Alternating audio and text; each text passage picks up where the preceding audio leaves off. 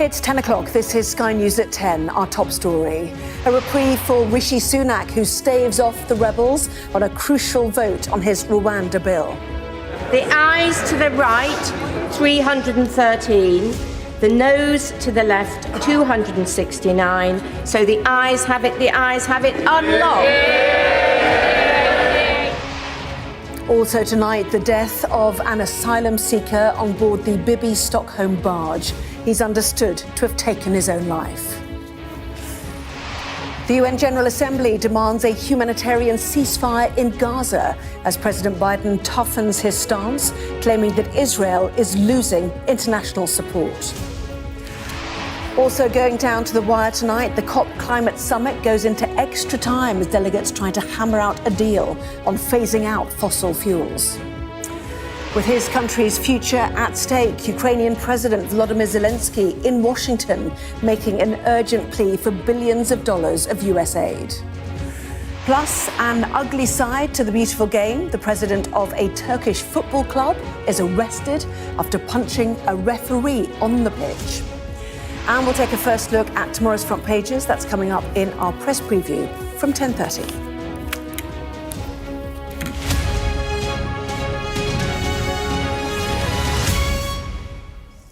Hello there, good evening. The stakes couldn't have been higher for Rishi Sunak on a day of feverish anticipation in Westminster over his flagship Rwanda Bill. But tonight, the government has avoided defeat on its crucial deportation policy, seeing off a rebellion from the right of the Conservative Party. The Prime Minister had struggled to stamp his authority on the issue of illegal immigration, but he's been granted a reprieve, with many of his MPs abstaining from the vote, but not voting against it. So let's take a closer look at the result then. Out of 650 MPs, 313 voted in favour of the bill.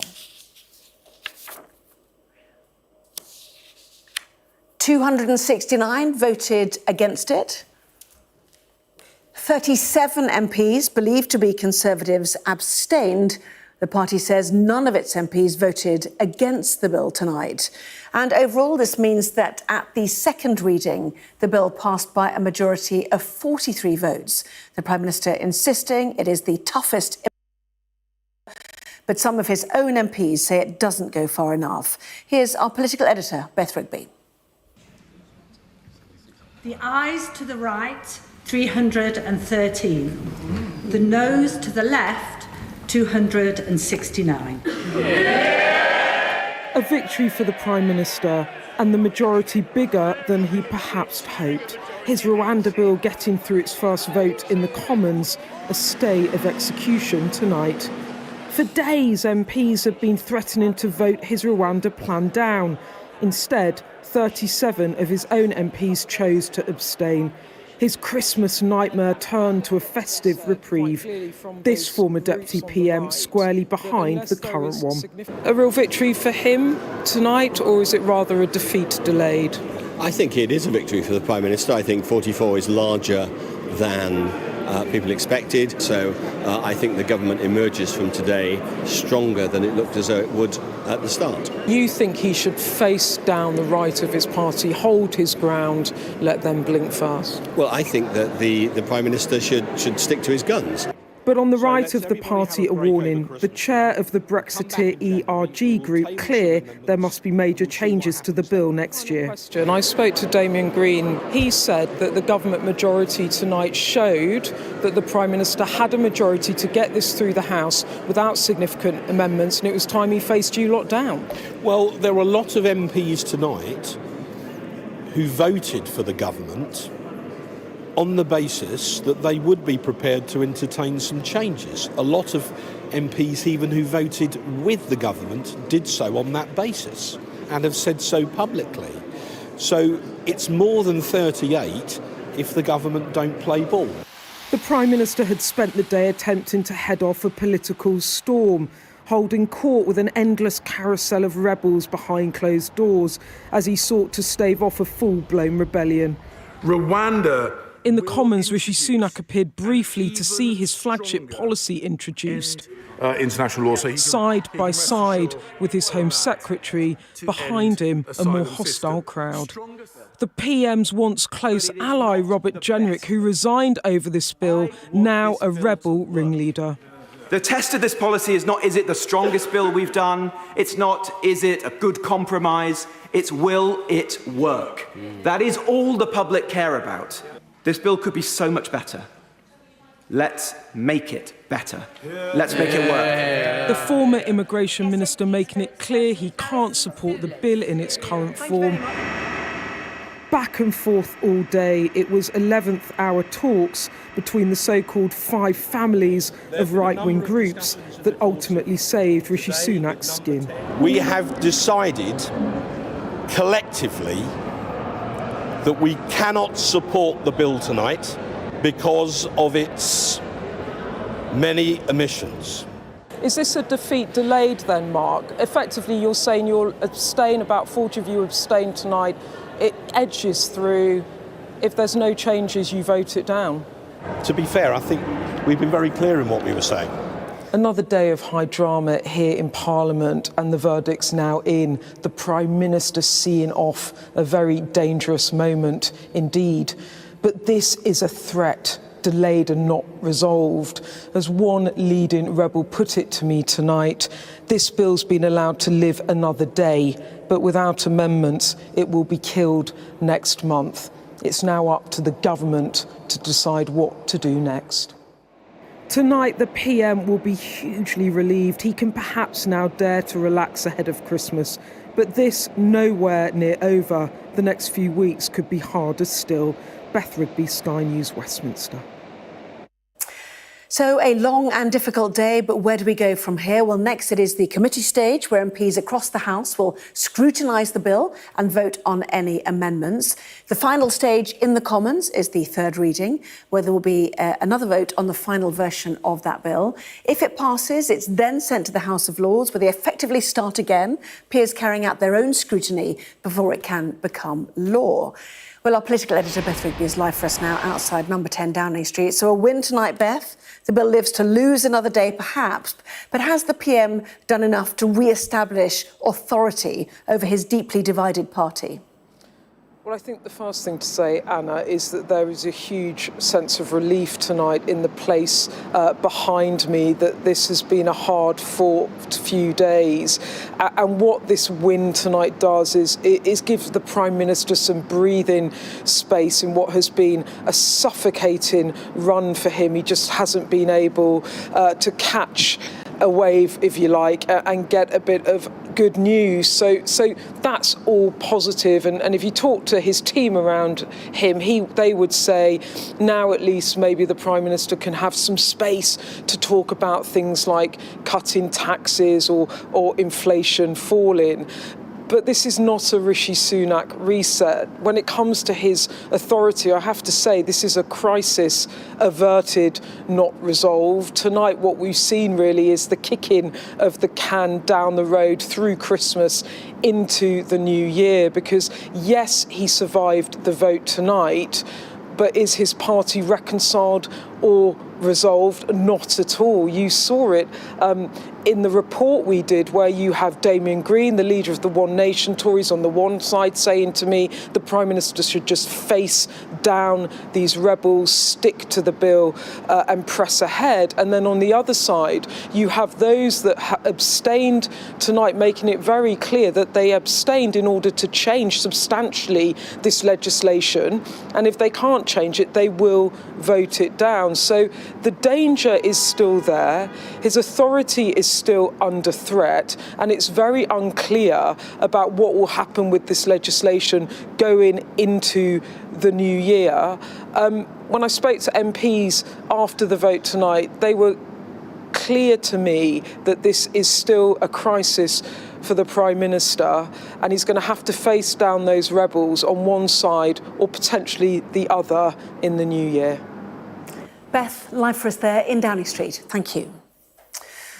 Well, police are investigating after an asylum seeker died on board the Bibby Stockholm barge in Dorset after taking his own life. The barge houses those waiting for their asylum claims to be processed and has capacity for up to 500 men. Refugee charities say there's real concern about the mental health and the conditions for those housed on the barge. Sky's Dan Whitehead reports now from Portland. It was in the early hours of this morning that this tragedy began. An asylum seeker in search of a better life died on board the Bibby. We understand he took his own life.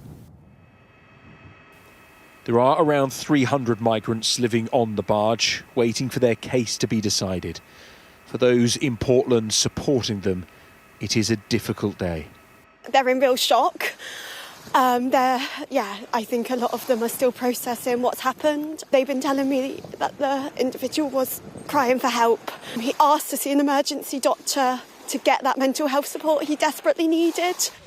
The man's nationality and age are not known as a police investigation continues. There have been questions for months over whether the support offered to asylum seekers on the Bibby is sufficient. Indeed, there are many who had predicted that a tragedy such as this might occur. This is not uncommon, whether you're talking hotels or the barge. We really mustn't be shocked by this because this is something that we have predicted from the very beginning.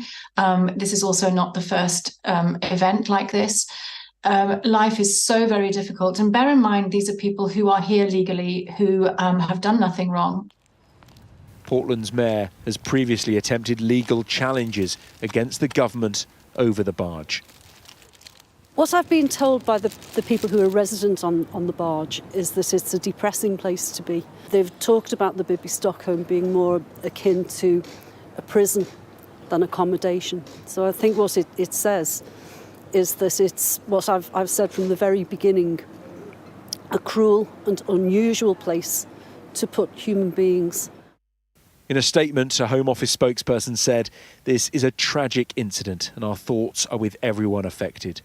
The welfare of all those in our care is of the utmost importance, and we take our responsibility for their well-being incredibly seriously.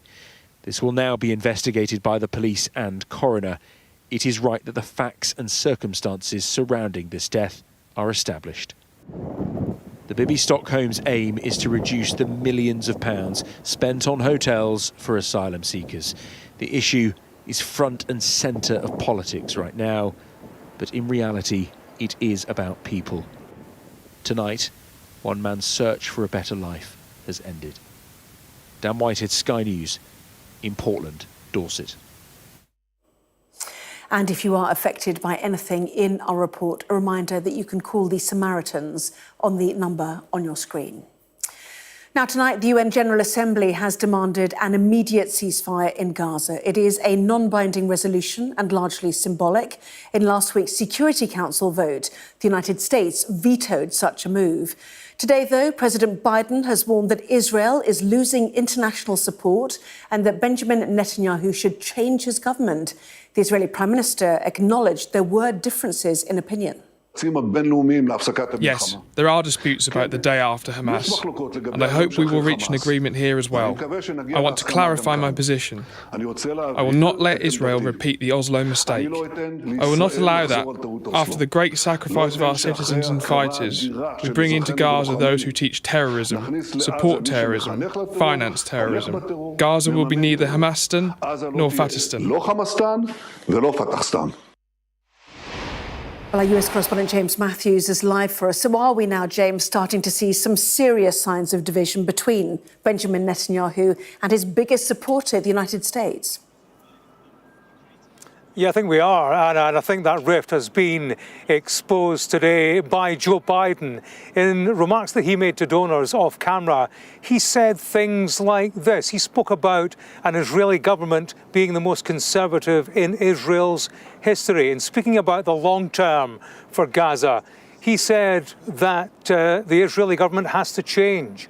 This government in Israel is making it very difficult. He said that Israel is starting to lose the support of nations that do back it thus far by the indiscriminate bombing that takes place. I think stark remarks from the US president and ally towards Benjamin Netanyahu and Israel, and they are wartime allies. And I think these remarks expose a strain in the unity going forward. It's certainly the most candid that we've heard Joe Biden, contrary to the Israeli position since conflict began. And I think the pressure on both can only be accentuated by events in New York at the United Nations today. The General Assembly was voting on an immediate ceasefire. 153 member states voted to back it. That's a big increase on the number who voted on a similar resolution in October. It's not legally binding, so there is no practical effect, but it certainly feeds into the wider global opinion that backs a ceasefire. More than a dozen US allies who previously abstained or opposed an immediate ceasefire this time lent it their support. In Washington, thank you. Well, Israel claims to have captured the brothers of killed Hamas Northern Brigade commander Ahmed Randor. The Israeli military say they are now cooperating with Israeli intelligence and that Hamas infrastructure in Gaza City and the north of the Strip is on the verge of collapse. The IDF also says they've recovered the bodies of 2 hostages taken by Hamas in the October the 7th attacks. The bodies of 36-year-old Ziv Dado and 27-year-old Eden Zakaria were found during a recent operation in Gaza and have now been returned to Israel. Israel has also said that 135 hostages are still being held captive inside Gaza by Hamas. Of those, 19 have been declared dead in absentia, according to officials. Well, elsewhere, the Hamas-run Gaza Health Ministry says Israeli forces have stormed the Kamal Adwan hospital in northern Gaza and forced all men, including medical staff, to gather in the courtyard. Israel has not commented on that. Meanwhile, Israel says it has now opened the Kerem Shalom crossing for the screening of aid trucks before they make their way to the Rafah checkpoint to enter Gaza from there. Our Middle East correspondent Alistair Bunkle has this report. There are whole neighbourhoods in Gaza barely left standing. In between airstrikes and during breaks in fighting, they dig through the concrete remains to find the dead. This is Jabalia refugee camp in northern Gaza, a Hamas stronghold and the focus of recent heavy fighting. Most of the residents have already fled south, but some remained. Our team was told that the IDF came and arrested many of the men. After 2 hours of interrogation, they let the young people go. They went home, and as soon as they got home, they destroyed the whole house on top of them. All the women, children, and the elderly were killed. Look at this place. As you can see, all the bodies are underneath the rubble from this destruction. More people are moving south in desperate search of some sliver of safe land. Al-Mawasi in southern Gaza, where Israel has told people to go, was empty farmland only a few weeks ago. It is now a chaotic row after row of tents and shelters, with tens of thousands of people doing whatever they can to survive.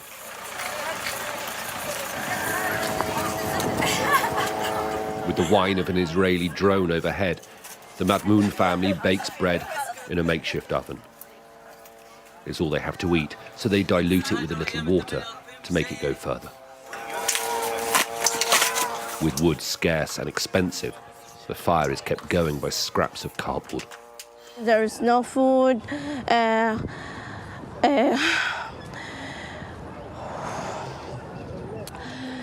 There's no food, no water. They ran to have something like this, and every day my brothers and sisters sleep without food, without water sometimes, and that's too hard. Israel said Rafah, right on the southern border, would be safe as well. It's not. This man cradles the body of his baby, killed in an airstrike. 2 more of his children also died. It is like this in Gaza every single day. The certainty of more death, the chance of a ceasefire remote. Alistair Bunkle, Sky News, in Israel.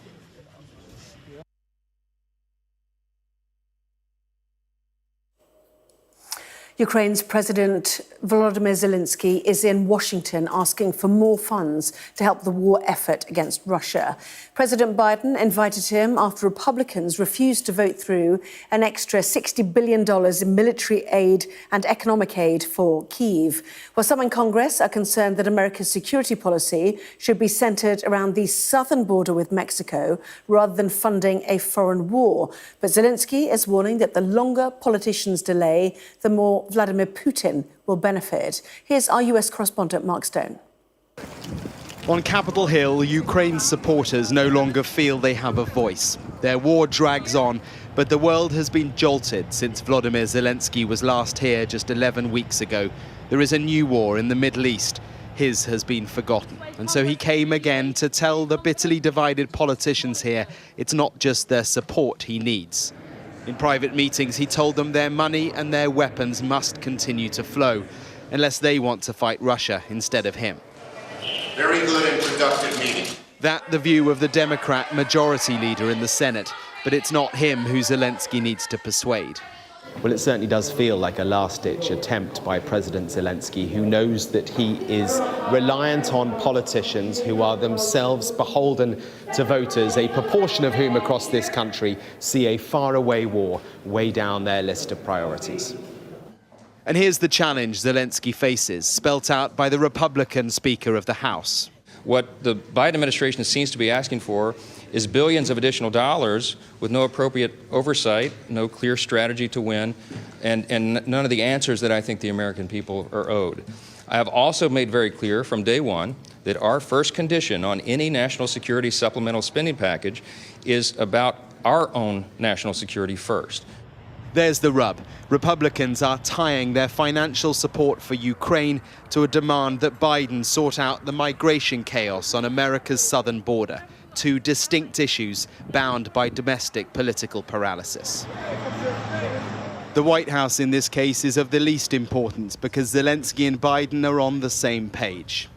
Congress needs to pass a supplemental funding for Ukraine before they break for the holiday recess, before they give Putin the greatest Christmas gift they could possibly give him. I think it's very important, and people need to be confident that freedom is secure and strong enough to win. Thank you very much, Mr. President. There are just a couple of weeks left before America's Ukraine pot is empty. Well, let's bring in Mark, who joins us from Washington now. President Biden making clear in a news conference tonight, Mark, that he will not walk away from Ukraine. Yes, and that news conference is ongoing at the White House. They are taking just a few questions. Look, Anna, the urgency with which both Biden and Zelenskyy need to try and, as they would see it, get this house in order and get this house behind them, behind Ukraine, it really is very urgent. President Biden said a few moments ago, we are rapidly coming to the end of our ability to respond to Ukraine's needs. It is stunning that we have got to this point. Have a listen to both Biden and Zelenskyy speaking in the last few moments at that podium. The American people can be and should be incredibly proud of the part they played in supporting Ukraine's success. We'll continue to supply Ukraine with critical weapons and equipment as long as we can, including $200 million I just approved today in a critical needed equipment, additional air defense interceptors, artillery, and ammunition. But without supplemental funding, we're rapidly coming to an end of our ability to help Ukraine respond to the urgent operational demands that it has. Putin is banking on the United States failing to deliver for Ukraine. We must prove him wrong.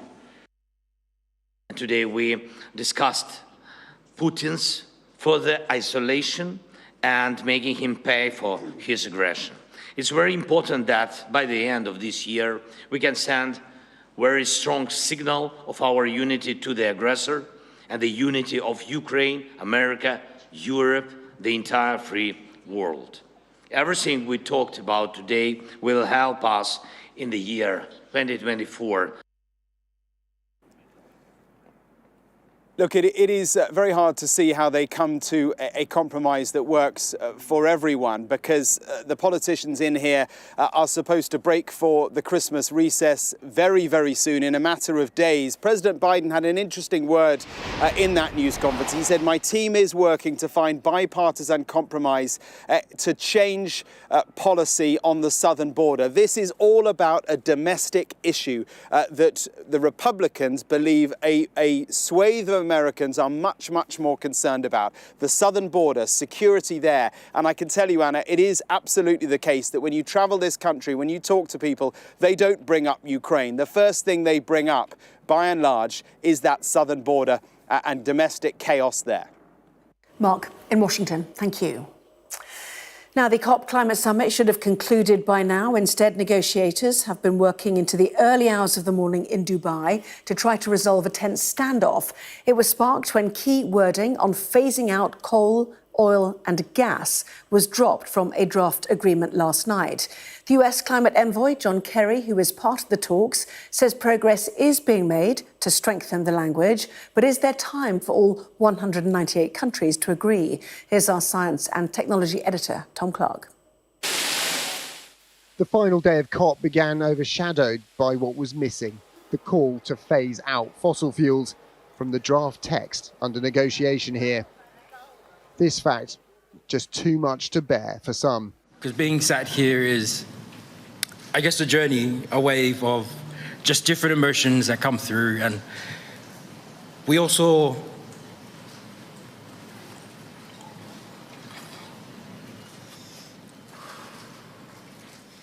These summits often end in tears, but this one is far from over yet.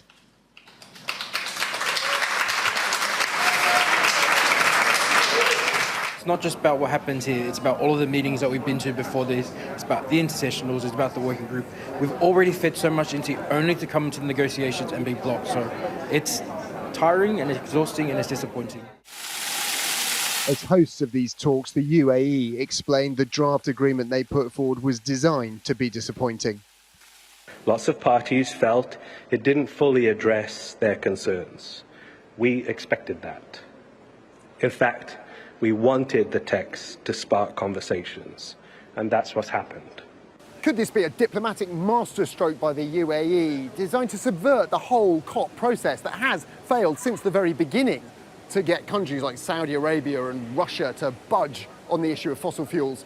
Or is it just an attempt to cover up a failure to get a decent text out there that anyone can negotiate in the first place? Either way, it doesn't leave the countries that have to come to an agreement here in Dubai very much time in which to do it.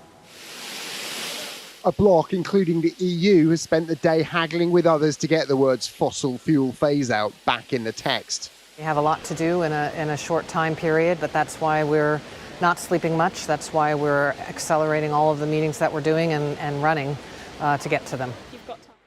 The bins are out at the UK pavilion. It emerged Climate Minister Graham Stewart has left Dubai at this crucial moment to vote on immigration back in Westminster.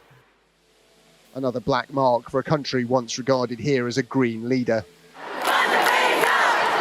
A new draft agreement is expected soon. It could be transformative, answering the call to phase out fossil fuels. Or it could just add to the practiced disappointment of climate negotiators. Tom Clark, Sky News, Dubai. All league football in Turkey has been suspended after the boss of one club punched a referee in the face.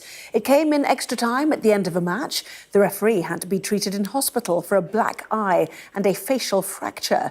Well, the Turkish FA described it as a night of shame for football, and there are fears that violence towards officials is growing. Here's our sports correspondent, Rob Harris. Football at its furious worst.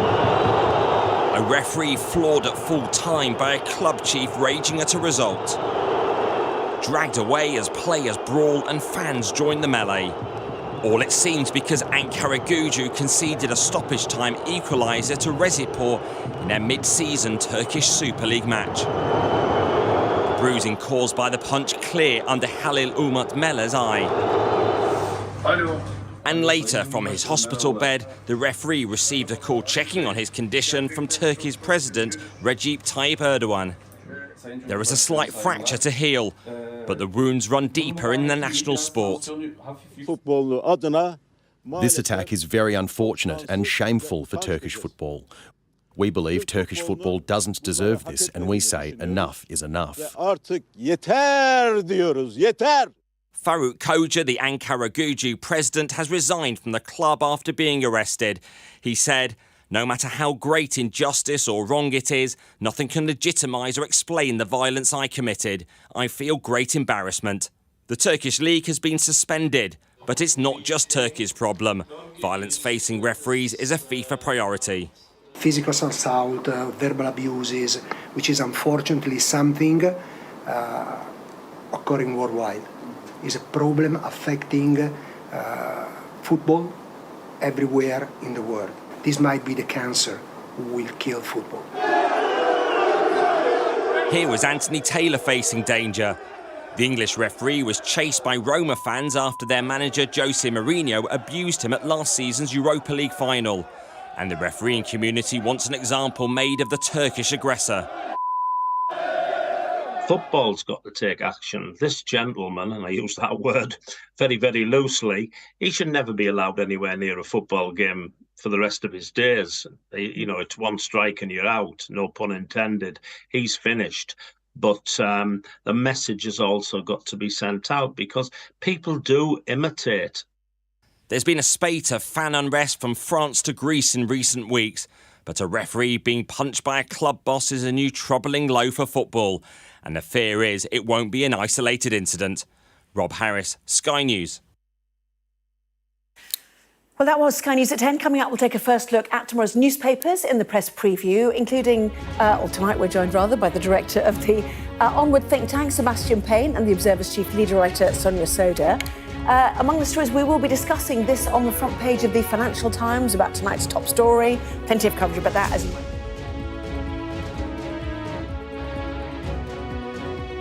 Migration bill. Be right back.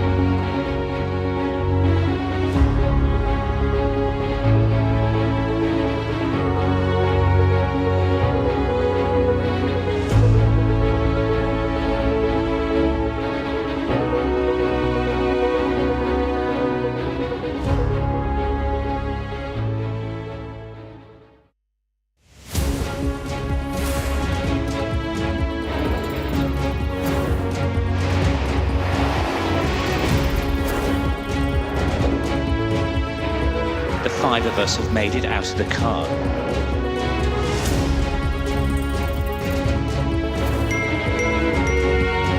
Welcome to Backstage, the film and TV podcast.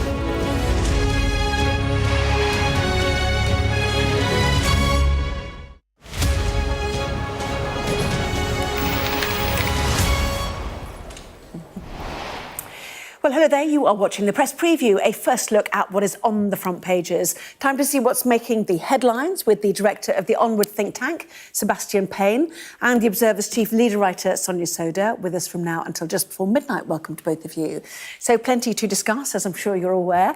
Let's start with the Financial Times then, shall we? Describing the Prime Minister as having headed off a right-wing revolt to win tonight's Commons vote on the Rwanda migration bill. Sunak faces down Rwanda rebels. That is the front of the Daily Telegraph. The Metro reacts to tonight's result with the headline, Rishi saves his bacon. But, says the Eye, the threat hasn't gone away and Mr Sunak is still facing another showdown with party rebels in the new year. As The Guardian puts it, he's avoided a major rebellion over the bill for now. That's also the sting in the tail for the front page of the Daily Mail. And those same two words also feature in the Express headline. Well, according to The Mirror, that means he's facing the nightmare after Christmas, you might say instead. And finally, the Daily Star has a hair-raising story. The comb-over is back, and it's all thanks to Donald Trump. Reminder, by scanning the QR code you'll see on screen during the programme, you can check out the front pages of the papers for yourself while you listen to our guests. So let's head straight to them. Joined by Sonia and Sebastian. Welcome to both of you. So for now, Sebastian, should we pick up on that we saw in many a newspaper? Rishi saves his bacon for now. Yeah, this seems to be the theme across all the front pages tomorrow, that this was seen as a big flash moment for Rishi Sunak's premiership, this legislation he's been wanting to put through on dealing with Rwanda and the policy to have deportations there. It went to the House of Commons, and many right-wing elements of the Conservative Party were saying there was going to be a big rebellion, they might defeat the bill, but ultimately they didn't. And I think people in Downing seem to be pretty happy tonight, because first of all, not a single Conservative MP voted actively against the legislation. You also saw right-wingers like Jacob Rees-Mogg and Ian Duncan-Smith going through the lobbies to actively vote for it. And then on those abstentions, which is essentially where you sit on your hands and you're not endorsing it, but you're not trying to bring it down, the number of that is about 29, which is lower than some of the rebels had predicted. But for that for now point you picked up on there, the key point is what's going to happen in the third reading, so everyone can go off over Christmas, maybe think about some other things, but I'm sure some will not, and this will come back to the House of Commons in January. And at that point, many of the critics, the rebels we've been hearing a lot from over the past couple of days, will try and amend it. And the question is, do they convert those abstentions into no votes? And I guess the calculation in Downing Street will be the fact that actually they won't do that, and they're not actually going to bring it down, and they'll try and find some compromise. But if they do vote it down, 29 is literally the exact number of them who would all have to vote against to stop it getting through. So if you think today's been a day of high drama and lots of whipping, just wait to see what that third reading vote will look like come January. Yes, and 57 abstentions would have had the same impact as 29 votes against, and instead they had 37 abstentions, so there was the difference. The Metro starts talking about the breakfast butties at this breakfast meeting, the bacon butties rather, and the charm offensive all day. Now, certainly one wonders what Rishi Sunak has said to those 5 right-wing rebel groups that made them abstain and not vote against. Marc Francois, for example, he of the European Research Group said Rishi Sunak showed he's willing to move. But if he moves too far, then on the other side, they say, no, thank you. So there have been a lot of comparisons with Brexit here, and for good reason. And Rishi Sunak's issue is he's got a very, very divided Conservative Party. There are some MPs who think this legislation actually goes way too far already in terms of breaking the UK's international commitments. They don't think it's the right thing for us to do, to be sending asylum seekers, some very vulnerable asylum seekers, to Rwanda. They don't think it's going to have a significant impact, deterrent impact, on people risking their lives to cross the Channel. And then there are people on the right of the party, plenty of people, who don't think that this legislation goes far enough. So it's sort of, he's in a very tight spot. Now, I'm not surprised that he didn't lose this vote today. I know there was a lot of speculation today, but it would have been pretty extraordinary for a Prime Minister to, often a second reading bill when a government's got a majority is seen as a formality, and a Prime Minister hasn't lost one of these votes since 1986. So I'd have been very surprised if it would have been momentous if he'd failed at this stage. But the problem he's got is he has probably made some of these, promises, indications at these sort of breakfasts, one-on-one meetings he's been having all day. And it's a circle he can't square. Was it square you can't circle? Whatever it is, it's a circle he can't square, because at the end of the day, there's not very much that he can do to make his whole party happy. I think the thing, though, when you take a step back from this, is we've got to remember we're arguing about a piece of legislation that, even if it passes the Commons, is quite unlikely to pass the Lords before the next general election. Even if you see some people deported It's emergency to Rwanda. legislation. It's supposed to be going through quickly, isn't it? Yeah, but the Lords definitely have the power to block it, should they show wish. They've got the power to amend it. Even if it passes the Lords, the chances of more than actually a small handful relative to the number of asylum seekers that the government now has to detain permanently under legislation that it's passed, it's going to be a very small proportion. It's a great expense to British taxpayer, and I think it leaves a lot of us just scratching our heads thinking the Home Office's own analysis said that these sorts of schemes are unlikely to have a significant deterrent effect on people risking their lives across the Channel. And you just got to think, why on earth did Rishi Sunak pick this fight? Because no expert really thinks it's going to work. And it just seems like we've got a party at the end of 13 years of government that doesn't really want to govern anymore and has got a bit of a sort of kamikaze wish, really. Yeah. Well, a little box in the on the FT front page from one of their commentators, the most business-minded Premier in UK history, like a lot of trespassers into politics, doesn't understand fanatics. How could he? In his former line of work, everyone is open to a deal, but he doesn't get the fanatic part of the party. Is that his problem, do you think, Sebastian? Well, clearly not, because not a single MP voted against the legislation today. For now. The whole point is now, I disagree with Sonny's characterisation that people have strong views on it. It's a very, very emotive topic, and this is also a very tough piece of legislation. Lord Sumption, the former Supreme Court Justice, have said it's the toughest piece of immigration legislation that's gone through in the last 13 years, and that's something that does matter because this is an issue that the public feel very strongly about. Research that my think tank Onward has done has shown that migration and making sure control of borders is pretty much up there in the top 5 issues after, the cost of living crisis and the NHS waiting lists. Much less significant than it was in the run-up to Brexit, though. But it's still very important, and it's still very important to our votes about who comes in and out of the country. So I think you shouldn't dismiss that. But this point about unity and all the rest of it, I was pointing to the fact there was serious talk about this being a much bigger rebellion. It didn't materialise. No one voted against the legislation. They've gone along with it. It's not necessarily going to be straight sailing from now. But I think what you do see here is that the Conservative MPs see that there is something they have to get behind because there isn't really an alternative at this stage. And the Rwanda solution is only part of a much wider package. And the fact is, there's been a returns deal to Albania. That's reduced them by a lot. And I think we should be talking a lot more about that because that's one thing Labour has been saying would be a key part of their strategies to have more return deals. And I think Rwanda, it's not just about the actual numbers. It's about incentives here. It's about trying to say to people, if you come here, Rwanda means you may go straight there, and that will ultimately have a big deterrent effect to reduce the numbers. So I think it is important, and ultimately the question is going to be, come January, where are the areas they can find place to tweak and change legislation? Are there any areas? And when it comes to it, do the people who are concerned about it want to bring the whole edifice of the bill down, or do they have to hold their noses? That's the real question. On the one nation point, the more left wing of the Conservative Party, I mean, the fact is they were concerned about it, but again, there was only, I think, 2 of the rebels, you'd say, are definitely in the one nation group there, who were concerned about the European Court of Human Rights element. So, there are people who've got strong views on this, but ultimately, I said, just look at the numbers today. They're much better than people expected. So I'm really not sure that this disunity thing stands up. But my prediction is that some version of this legislation will eventually pass because Tory MPs know they've kind of got to get behind the Prime Minister. If it ends up being effectively a confidence vote, it could lead to an earlier general election and it could lead to a lot of them losing their seats earlier than they want to. So my prediction is it will pass, but not before 2-3 months where it consumes massive political oxygen, and then you've got the issue of getting it through the Lords. And I come back to this point, look, most experts don't think it's going to solve the issue at hand anyway. So it does really feel like the Conservative Party kind of eating itself. Well, I mean, the Eye talks about a New Year showdown with the Tory rebels. Prime Minister seeing off a potential rebellion against his authority by winning a crunch vote.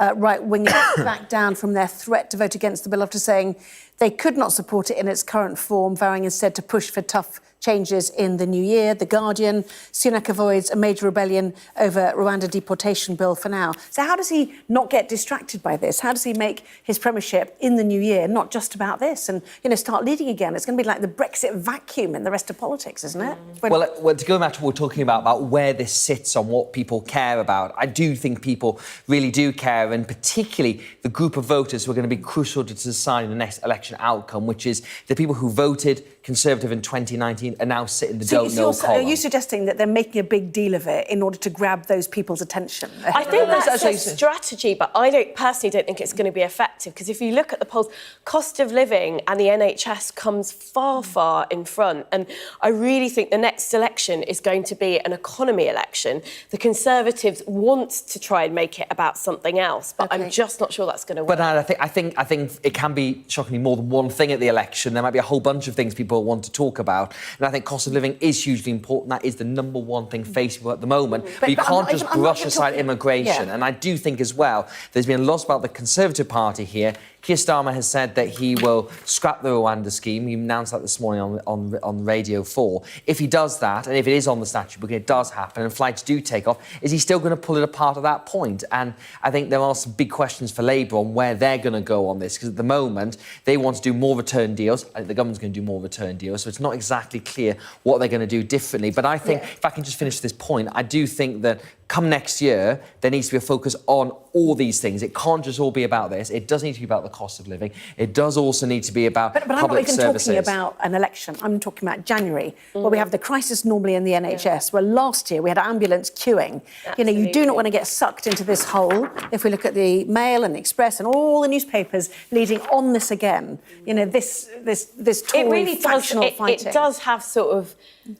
It really kind of reminds me of Brexit, actually, where you had this sort of big fight consuming Westminster parliamentary politics, and you didn't really have MPs focused on the huge challenges, substantial challenges. What would you like MPs to do in Parliament for the NHS? Actually, on the NHS, I would like them to be talking about funding and reforms. But on this stuff... Like the big workplace plan that was passed quite recently, the biggest in the NHS's history. Well, Seb, but if you look at what experts are saying about the NHS, so we're under... I mean, we're not actually talking about the NHS here, but I can talk plenty about the NHS. We need to wrap this up. OK, fine. Yeah, all right. Apologies. Anyway, there's the Mail. Sunak sees off the Tory Rwanda rebels for now. So it's a for now theme, certainly, in their coverage. Lots more still to come, including connected, you might argue, an asylum seeker dies on board the controversial Bibby Stockholm barge. That after this break.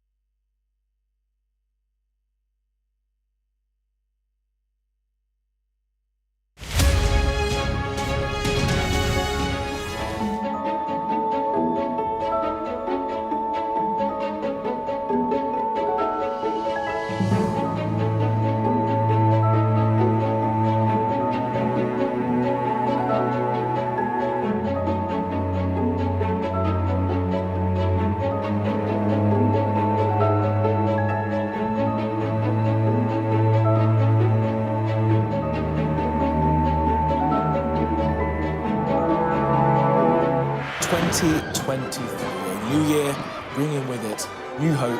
This is incredible. That's what I like about it. Give us a song then, Rod. Good news, it's not extinct. To start planting a whole new rainforest. Truly heartwarming to help others. India, the first to land south of the moon. The lonelier sheep has been rescued. Love it. Did amazing. Best story of the day. It's saying I've got a Sky News break on my own phone. News never stops. They have breached the road. There is a lot of gas being fired all around us. शांति से इनको समझाओ वरना ये हम लोग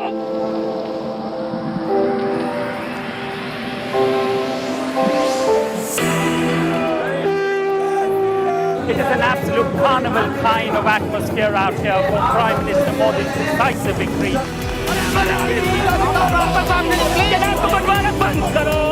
These students are defying the prohibitory orders, and now they're going to be arrested. We aim to be the best and most trusted place for news. The roads have been inundated. The only way out is to get people by boat. What is feared that over 200 people might have died because of these landslides. This on any given day would have been bustling with people, but today it's absolutely deserted. This is one of the most sensitive areas of northeast Delhi where there's been clashes. I'm Neville Lazarus and I'm Sky's reporter based in Delhi.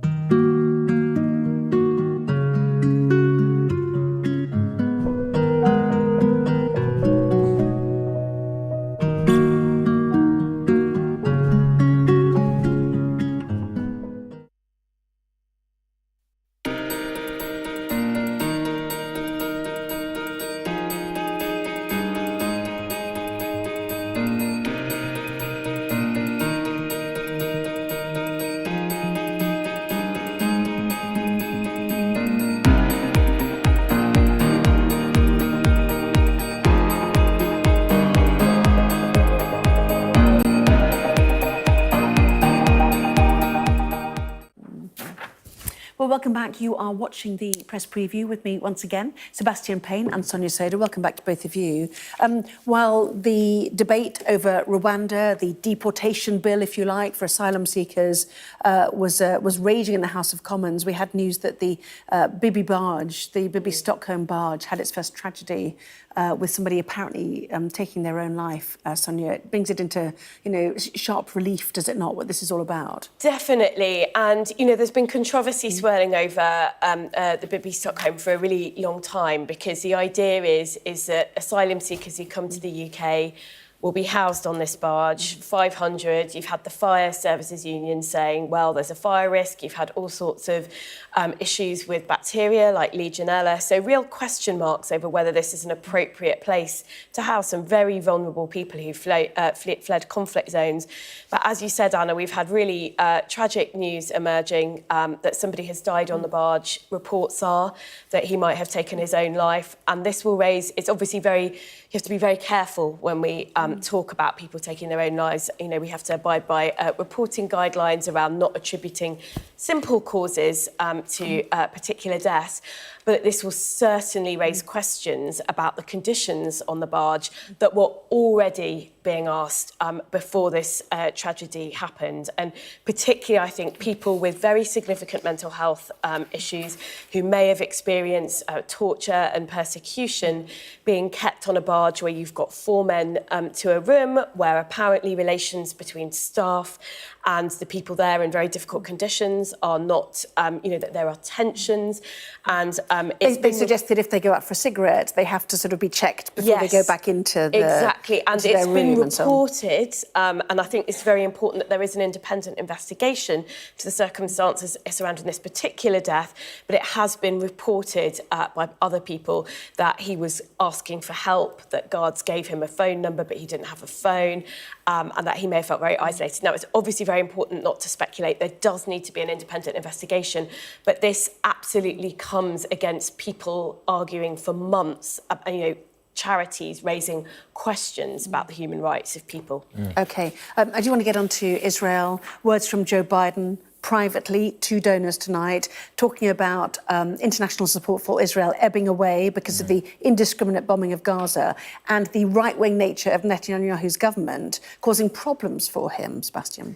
It's fascinating to see this sort of point where the US is obviously the most steadfast ally of Israel and has always been fully behind it in his actions. But I think there's been a lot of speculation in the international community there might reach a point at which things have crossed the line. And it seems with these comments that it might have got to that point. And Joe Biden was caught making these comments. I think it was a donor dinner in America, and essentially said two things. Number one was about the IDF's campaign in Gaza. The second was about the nature of Benjamin Netanyahu's government, which, as we know, contains some very controversial figures from the extremes of Israeli politics.